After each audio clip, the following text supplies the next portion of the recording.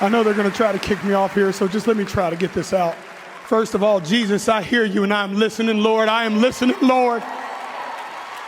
Second of all, I want to thank my beautiful wife. I would have never changed my life without you. I'd have ended up dead or in jail. I'd have killed myself if it wasn't for you and Jesus. I thank you for that.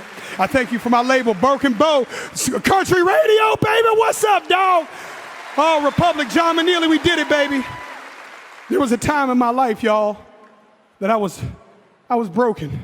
That's why I wrote this album. I didn't think I had a chance, y'all. There was days that I thought the darkest things. I was a horrible human. There was a moment in my life that all I had was a Bible this big and a radio the same size and a 6x8 cell. And I believed that those two things could change my life. I believed that music had the power to change my life and God had the power to change my life. And I want to tell y'all right now, Jesus is for everybody. Jesus is not owned by one political party. Jesus is not owned by no music label. Jesus is Jesus, and anybody can have a relationship with him. I love you, Lord. Wow.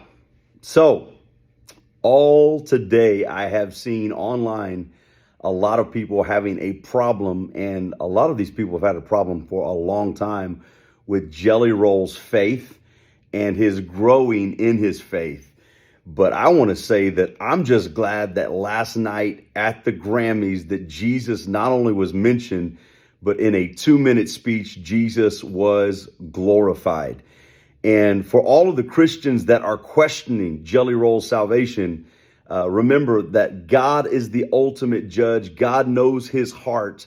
And some of you would have been questioning Paul's salvation when he converted from Saul to Paul on that road to Damascus. So I want to encourage you to slow your roll. But Philippians 1:18 is immediately the verse that came into my mind and spirit when I heard and watched his acceptance speech, which says, "But this one thing is the thing that matters, whether Jesus is preached with false motives or he is preached true. I just rejoice that Jesus is being preached." And I echo the words of Jelly Roll. Jesus is bigger than anything. He's bigger than politics. And so I want to encourage you today, celebrate the fact that somebody is talking about Jesus on the national stage, and he preached Jesus to more people in one moment than most will preach in a lifetime. Sound off in the comments. You agree or do you disagree?